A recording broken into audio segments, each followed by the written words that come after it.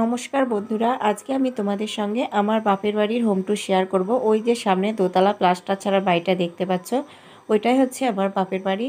আর এখানে মাকে দেখো সকালে এখন ঠাকুরের পুজো দিয়ে নিচ্ছে। আর এই বাড়িটা হচ্ছে আমাদের বাড়ি। এখনও কিন্তু প্লাস্টার করা হয়নি, নিচের তলাটা প্লাস্টার রয়েছে, উপরতলাটা করা হয়নি। আর এখন অর্ক দেখো দরজার সামনে দাঁড়িয়ে খেলা করছে। আর আমাদের বাড়ির সামনেই দেখো একটা দুর্গা মন্দির রয়েছে। তো এই হচ্ছে মন্দিরটা। এখন যেহেতু মায়ের মূর্তি নেই, তাই কাঠামোটাকে আর কি সমস্ত ঠাকুরগুলোকে কাপড় পরিয়ে রাখা হয়েছে। আর দেখো সব ঠাকুরগুলোকে কাপড় পরিয়ে দিয়েছে। কত সুন্দর লাগছে দেখো, মায়ের মূর্তিটাকে দারুণ লাগছে। আর এই যে দরজাটা দেখছো, এটা দিয়ে আমাদের বাড়িতে ঢোকা হয়। এটা হচ্ছে আমাদের বাড়ির দরজা। আর আমাদের রাস্তাটা তোমাদের সঙ্গে একটু শেয়ার করি। তো আমাদের বাড়ি যেহেতু চৌরাস্তার মাথাতে, তো এইদিকে সোজা গেছে একটা রাস্তা। আর এখন যেহেতু সকালবেলা গ্রামের সবাই কাজকর্ম করছে, এখন মর্নিং স্কুল হচ্ছে, ছেলেমেয়েরা মর্নিং স্কুল থেকে বাড়ি যাচ্ছে। আর এইদিকে যে রাস্তাটা রয়েছে, এটা দিয়ে আমাদের মন্দির যাওয়া যায়। আর এই যে বাড়িটা, এটাই হচ্ছে আমাদের একদম সামনেই চৌরাস্তার মাথাতে আমাদের এই বাড়িটা। আর বাড়ি ঢুকতেই দেখো রয়েছে একটা ভাঙা বাঁশের দরজা। তো এই দরজাটা সবসময় আর কি লাগানো থাকে, কুকুর বিড়াল ঢুকে পড়বে তার জন্য। আর বাড়ির সামনেই দেখো মায়ের তুলসী মন্দির রয়েছে। আর এখন যেহেতু তিলের সময়, তো তিল উঠেছিল, তো মা এখন তিলগুলোকে পাঁচুরে রোদে দিয়েছে, কারণ এই তিলগুলো দিয়ে সর্ষে মিশিয়ে ঘানি করতে দেওয়া হবে। আর দেখো মায়ের তুলসী মন্দিরটা কত সুন্দর দেখতে রয়েছে। আর তিলগুলো দেখো বন্ধুরা কি সুন্দর পাঁচুরে দিয়েছে, তো কালো রং কেমন হয়েছে। এই দেখো মার শাক, তারকে তুলসী গাছ, এদিকে কুমড়ো গাছ, লঙ্কা গাছ, ফুল গাছ, কত কিছু রয়েছে। আর মাঝখানে রয়েছে তুলসী মন্দির। তো কত সুন্দর লাগছে দেখো মাঝখানে মন্দিরটাকে আর চারপাশে গাছপালাগুলোকে। আর কিছুদিন আগে না লঙ্কা গাছগুলোতে প্রচুর লঙ্কাও ধরেছিল মা বলছিল, কিন্তু এখন দেখো পাতাগুলো কেমন কুড়িয়ে গেছে। পাশে রয়েছে একটা মাটির ভাঙা চালা, তো এটাতেই মা রান্না করে। আর এইটা হচ্ছে আমাদের বাড়ি। তো এই পাশে একটা অ্যালবাস্টার দিয়ে ঘর বানানো হয়েছে, ঠাকুর ঘর। আর এই যে দোতলা বাড়িটা দেখো, আমাদের বাড়িটা কিন্তু এখনও প্লাস্টার করা হয়নি, উপর নিচে দু কুটুরি ঘর রয়েছে। আর এই হচ্ছে আমাদের বাথরুম ঘর। তো বাথরুমটা তোমাদের সঙ্গে কি শেয়ার করব, তো বাথরুমের ভিডিও শেয়ার করলাম না। তো এই হচ্ছে আমাদের বারান্দা। তো বারান্দার মাঝখান দিয়ে চলে গেছে সিঁড়ি। তো সিঁড়িটা পাশেই ছিল, যেহেতু এই পাশে ঘরটা করা হয়েছে, তাই এখন সিঁড়িটা মাঝখানে চলে গেছে। এই পাশে রান্নাঘর, আর এই পাশে রয়েছে মায়ের আর কি বেডরুম। তো আমাদের ঘরে কিন্তু তেমন কিছুই নেই। তো ঘরের দেয়ালগুলো দেখছো ভাঙা ভাঙা হয়ে গেছে, তো কি আর করা যাবে। আর এই হচ্ছে মায়ের বিছানা। তো দেখো অর্ক বারবার নোংরা পায়ে উঠে দেখো বিছানা চাদরটা নোংরাও করে ফেলেছে। আর এই সাইডে রয়েছে দেখো ফুলদানিগুলো রয়েছে একটা আলমারির মধ্যে। আর এখানে বাবার আর কি খাতা কাগজপত্র রয়েছে, আর নিচের থেকে অর্কর বইগুলো রয়েছে। আর এইদিকে রয়েছে একটা জানালা। আর এখানে রয়েছে আমার ব্যাগটা, যে ব্যাগটা আমি নিয়ে এসেছি ওই ব্যাগটা রয়েছে। আর এইদিকে একটা দড়ি টাঙিয়ে দিয়েছে, এখানে বাবা আর কি জামা কাপড় সব রাখে।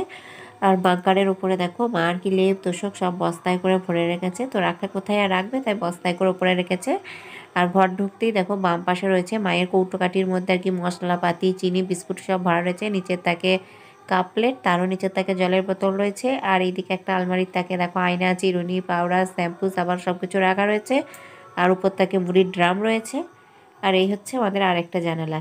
তো যেহেতু এই জানলাটা দিয়ে প্রচণ্ড রোদে ঝালাস আসে, তার জন্য মা একটা আর কি কাপড় দিয়ে দিচ্ছে। আর জানলা খুলতেই দেখো ফেরিওয়ালা চলে এলো। তো গ্রামের পরিবেশ বুঝতেই পারছো, সারাদিনে প্রচুর ফেরিওয়ালা আসে। তো সেরকম সকাল সকাল একজনে চলে এলো। তো এই হচ্ছে শুরু হলো এখন ফেরিওয়ালা আসা। আর এই হচ্ছে মায়ের একটা ছোট্টখাট্টো বেডরুম। আর এই দেখো এটা হচ্ছে আমাদের রান্নাঘর। তো সিঁড়ির তলায় রান্নাঘর রয়েছে। তো মারা যেহেতু দুইজন মানুষ, তো মাদের এই রান্নাঘরটাই যথেষ্ট, বেশি বড় রান্নাঘরের প্রয়োজন হয় না। একটা যেহেতু ছোট, তাই মা রান্নাঘরের মধ্যে শুধু রান্নাগুলোই রাখে, তেমন কিছু রাখে না, তাই তোমাদের সঙ্গে আর কিছু শেয়ার করলাম না। আর ওখানে মা দেখো চালাতে রান্না করছে, তো মা কলে বাসনটা ধুতে গেল। তো এখানে দেখো একটা পিঁড়েতে একটা স্ল্যাব করে নেওয়া হয়েছে, ওখানে গ্যাসটা রাখা হয়েছে। আর এখানে মা চালাতে ভাত বসিয়েছে, এখন বাজে সকাল 10টার মতো। তো সবজিগুলো আমি কেটে দিয়েছি, মা এখন উনানের মধ্যে রান্নাটা করে নিচ্ছে। বললাম গ্যাসে করতে, কিন্তু করলো না, আবার সেই উনানেই চলে গেল। আর এটা হচ্ছে মায়ের ঠাকুর ঘর। তো মায়ের ঠাকুর ঘরটা দেখো, এই ঘরটা আগে মাটির রান্নাঘর ছিল। তো রান্নাঘরটাকে ভেঙে রান্নাঘর করবে বলে আর কি করা হয়েছিল, কিন্তু উপরে ঠাকুরগুলো ছিল। মায়ের যেহেতু পায়ে যন্ত্রণা করছে, তাই উপরে যেতে পারছে না, তাই বাধ্য হয়ে এই ঘরটাকে এখন ঠাকুর ঘর করা হয়েছে। আর দেখো মা কি সুন্দর দেয়ালে লক্ষ্মী, নারায়ণ, পেঁচা, ধান গাছ, গোলা, মই, শঙ্খ সব কিছু এঁকেছে। তো গ্রামের পরিবেশে প্রত্যেকটা বাড়িতেই ঠাকুরের কাছে ঘরের দেয়ালে কিন্তু এই লক্ষ্মী নারায়ণগুলো আঁকা থাকে। আর কত সুন্দর এঁকেছে দেখো, আমার তো খুব ভালো লাগলো। তোমাদের কেমন লাগলো অবশ্যই কমেন্টে জানিও। তো এই হচ্ছে মায়ের ঠাকুর ঘর। আর উপরে দেখো লক্ষ্মীর হাঁড়িগুলো তুলে রাখা হয়েছে। আর এদিকে রয়েছে একটা জলের ফিল্টার। তো এখানে আর কি ঘরের মধ্যে জলের ফিল্টারটা রেখে দিয়েছে, আর এই পাশে রয়েছে আর কি জলের বোতলগুলো, ফিল্টার থেকে জল বার করে মা ঢাকা দিয়ে রেখেছে ভিজে তোয়ালে, যাতে জলগুলো ঠান্ডা থাকে তার জন্য। এই দেখো ভিজে তোয়ালে ঢাকা দিয়ে দিয়েছে একদম। তো এর জন্য কিন্তু জলগুলো কিন্তু খুব ঠান্ডা থাকে।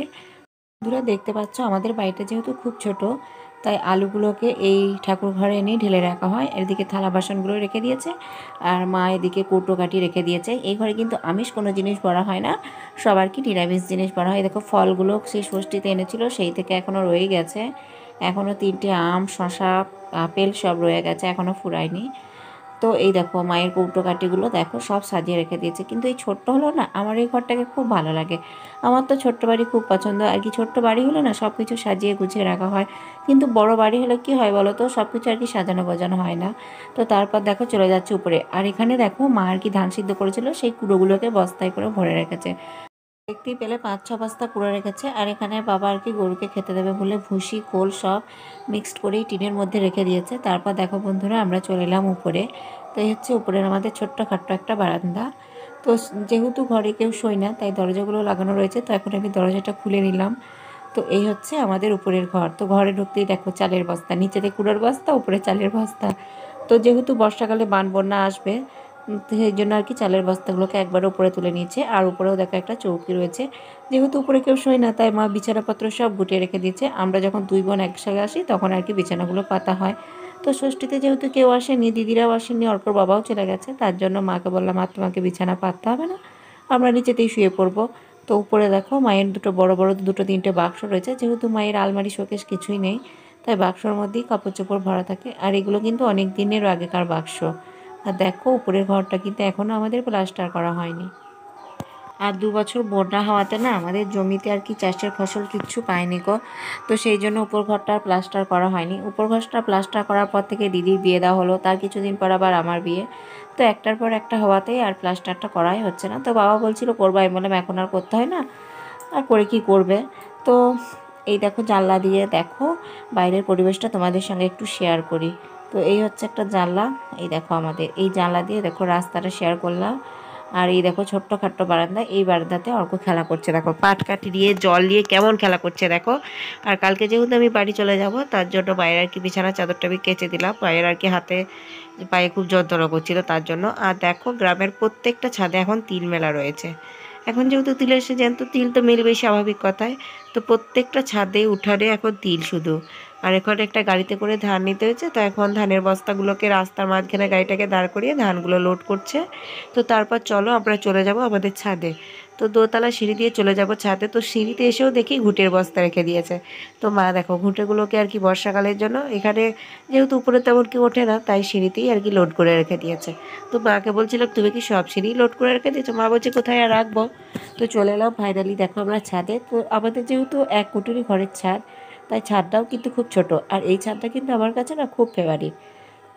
তো আমার যখন বিয়ে হয়নি তার আগে আমি প্রত্যেক দিন আর কি বিকালবেলা এই ছাদে উঠে বসে থাকতাম। তো আমি কিন্তু কোথাও বেড়াতে যেতাম না। তো আমাদের বাড়িটা যেহেতু গ্রামের মাঝখানে, তো ছাদে উঠলেই সবাইকে দেখা যেত। আর হচ্ছে আমাদের বিল্বনাথ মন্দিরের চূড়া দেখো, আমাদের বাড়ি থেকেই দেখা যাচ্ছে কত কাছে আমাদের মন্দিরটা দেখো। আর এগুলো হচ্ছে কাকাদের দাদুদের বাড়ি। আর দেখো আর কি গ্রামের একদম মাঝখানে কিন্তু আমাদের বাড়ি। তো চারপাশটা কত সুন্দর লাগছে দেখো। এখন কিন্তু মাটির বাড়ি নেই বললেই চলে, এখন কিন্তু সব বাড়ি পাকা হয়ে গেছে।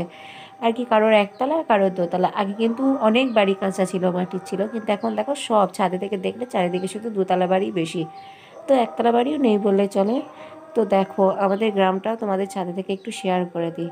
আর ওই পাশে যে দেখো ওই যে আর কি ইটভাটাটা দেখতে পাচ্ছ, ওর খানিকটা এগিয়ে এসেই আমাদের নদী। তো আমাদের বাড়ির কিন্তু খুব কাছেই নদী। একদম বন্যার সময় আর কি নদীর জল আমাদের ছাদে থেকে দেখা যায়। খড়ের চালটা দেখছো, ওটা হচ্ছে আমাদের গোয়াল বাড়ি। তো আমাদের বাড়ির কাছে গোয়ালের কাছেই একদম নদী। তো ছোট থেকেই আমরা বান বন্যা দেখে অভ্যস্ত, আমাদের খুব একটা আর ভয় লাগে না। তো যাই হোক কেন, বাপের বাড়ি যেমনই হোক সেটাই সব মেয়ের কাছেই স্বর্গ, তো আমার কাছেও তাই।